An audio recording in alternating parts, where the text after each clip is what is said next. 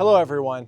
We're in the garden today of Nadine and Ted Staunton. We're in a suburb of Vancouver. Thank you for having us visit your garden. Oh, it's a pleasure. It's gorgeous. Late April, but there's a lot going on right now at this time of year. And there's so much color. And the way I understand this partnership is you've been here over 30 years. 1989. Yeah. You, Ted, are responsible for the hardscaping. That's correct. No. And Nadine, you're the plant lady. Mostly, yes. Although Okay. Ted falls in love with plants periodically that we have to find a spot for. Yeah. Because I asked him about a couple and he knew what they were. So Oh, there I we get that. go. Yeah. This is a unique property. It's L-shaped, but it's got quite an elevation change. Yes. That's right. Yes, Yeah. it does. So you built the house, you bought the property and you built the house. Mm-hmm. So what was here before that? There was some very gnarled up old plum trees, quite diseased, a lot of aspen, a lot of very rough areas, some bigger trees. It was just very undeveloped, and it had been in the past strawberries, chickens, farming. Yes. Mm-hmm. So you saw some of that stuff like left over and Mm-hmm. Okay, and then there's a ravine that runs down the side of the property too, right? And along the back as well. Along the back, yeah. Yes. Okay. Yeah. So there were a few surprises in the ravine? There have been many surprises Yes. in the ravine. Yeah. Iron bathtubs and car chassis. Car chassis? Wow. Yeah. Yeah, people used to just kind of tip things over the edge rather Yeah. than take them to the dump. Yep. Right. Yeah. A lot of bottles and tins. Bottles and Yeah. all sorts of things. Old Wow. license plates. Yeah. Yeah.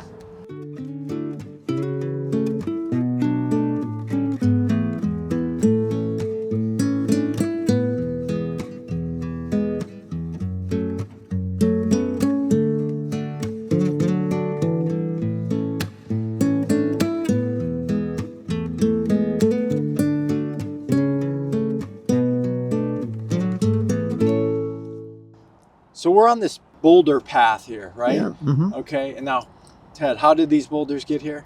I pulled them all out of the ravines on both sides there and placed them. But you hauled these up here by yourself. You I said. did, yes. No mechanical Well, you means used to whatsoever. come along, Jack. Yes, I did use a come along jack. Okay. Yeah. But these walls that you developed, because there's no terracing here before, correct? No, that's right. And you've sort of built these levels, and you have this grass path going here that looks like a river. He created these beds for you to put your plant material in? Yes, and it's been an experiment over the years to find out which plants will do well, because we are north-facing here, north-facing slope. So some plants do very well and other plants not so much. So I move things around quite a bit. Okay. And just until they find a spot where they're happy. They seem happy. Yeah, right now, yes. This time of year, yeah. So there's a lot of color. The rhododendrons are all blooming. Yep. You have some cherry trees that are blooming. Yes, right? yes. And so once this sort of changes seasons and it goes into spring and summer, are there other things that take over? Oh yeah, I've tried to plant things so that I have color in the springtime and succession color all year long. I also plant dahlias. I haven't put them in the ground yet, but they provide a lot of fall color. And some rudbeckia and coreopsis and things that bloom sort of later on. Yeah. So yeah, we have a fair amount of color right up until frost. Yeah.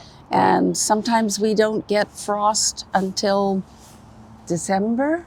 Yeah. We also have some things that bloom in the winter, which because of the zone that we're in, that's possible.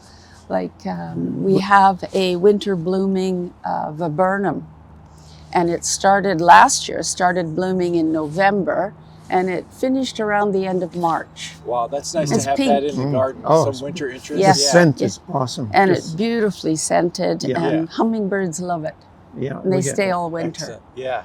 Yeah. As far as planning went, things just sort of developed. I didn't have any plan laid out on a paper or anything. It just sort But of. you started at the top Yes. by the house, and then you worked your way down. Yeah, this slope here was the first thing that I modified because I used to, it was all grass at one time, and I was driving my tractor and sort of almost falling off. So that's what made me think of terracing. Well, it flows very well from the top of the property when you walk down the side, and it comes around.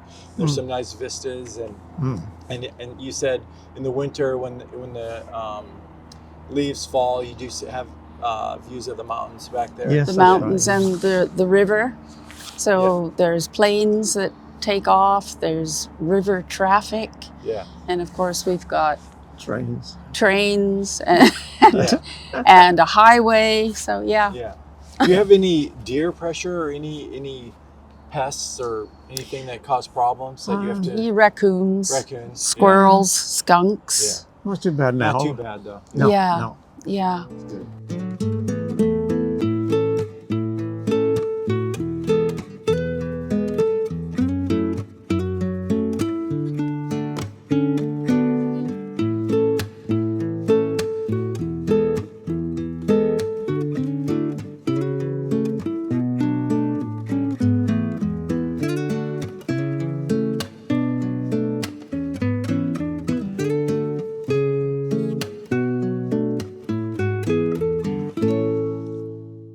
Ted, you told me you built a lot of these structures, or most of the structures that are on the property, but you got to tell me about this church here. It's very unique. Oh, yeah.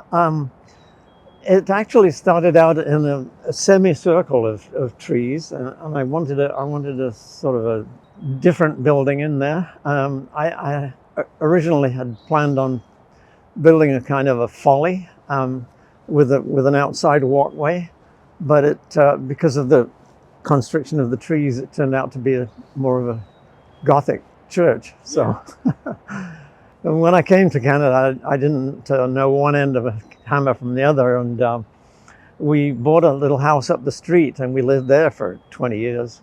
And it was a fixer-upper, and I learned a lot about building and constructing things, kind of got over my fear of it. And Nadine's father was a carpenter, so he helped me a lot. But actually, I built this on my own. The siding is made out of old telephone poles that have been stripped down and cut down, and the roof I made out of from a cedar tree that had fallen on our property. It was about a 60-foot tree that fell down, and I cut it up into pieces and made the shakes out of the cedar. And it's kind of a small congregation. You can only get about 6 people in there. It's got a little choir loft in there. But nice. Yeah. Well, I bet your grandkids love playing in yes, they do. Right. They do.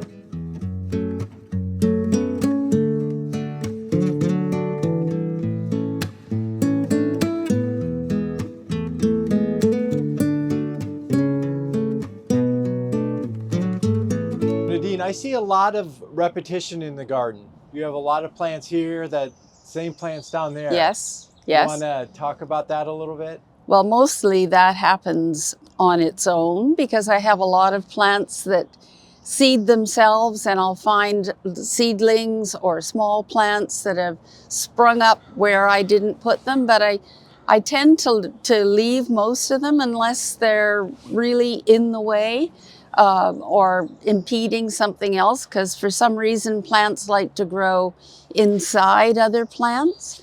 So I have to move things around quite a bit.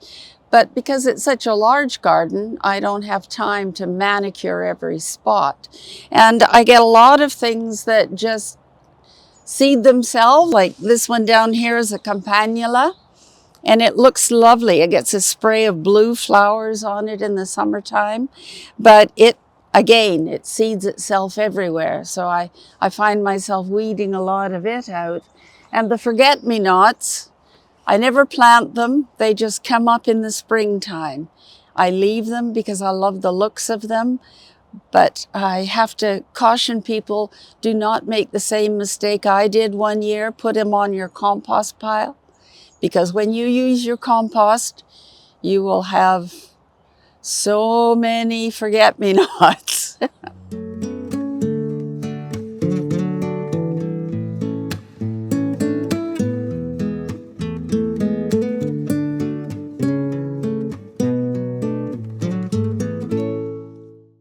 you talked about moving rocks, but I can't imagine you moved that one very far. Not too far, no. I did actually move it. There's a whole pile of this size rocks spread all around here. When they did the foundation for the house that we built, the excavator piled all these rocks up, one pile on this side of the yard and one on the other far side. And I didn't like the effect, so I moved them around so that I could, plant in front of them and so on. Yeah. But so another interesting thing you mentioned to me was about you actually counted the number of rocks you moved. yes, I have a little hand clicker, and I counted the number of rocks that were about this size and larger that I moved, and there's over 3,000 of them. So that's apart from all the smaller ones.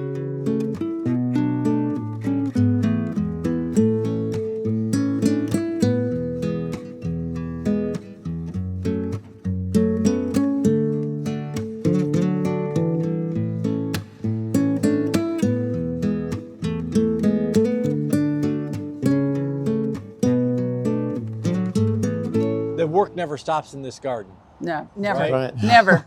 Like the cupola on that building. Mm-hmm. What was that? Ted did that last year? Yes. Yes, we had a lovely little stained glass window, which you can see on this side.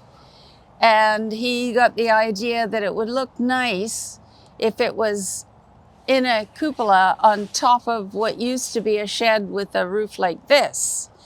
So he built it, and then he and our son muscled it up there, and he fastened it in place. Had to reinforce the roof too. Yeah, I'm sure. So what's your next project? Do you have any more projects coming up? Oh, well, my next project is to level this lawn, but I haven't got permission yet. So Oh, Yeah, I see. there's some resistance Yeah. there. everybody Yeah. says that's too much work, but I like work. Yeah. I like work. So I you can enjoy play doing some this. croquet or something, maybe. Yeah, Right? playing croquet we have a croquet set, Yes. but the balls tend to always go downhill, so it can be Right. a bit of a challenge. Yeah. Yeah. Yeah. Yeah. Right.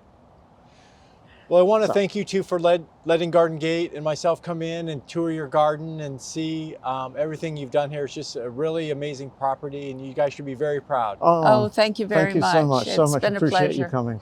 Yeah.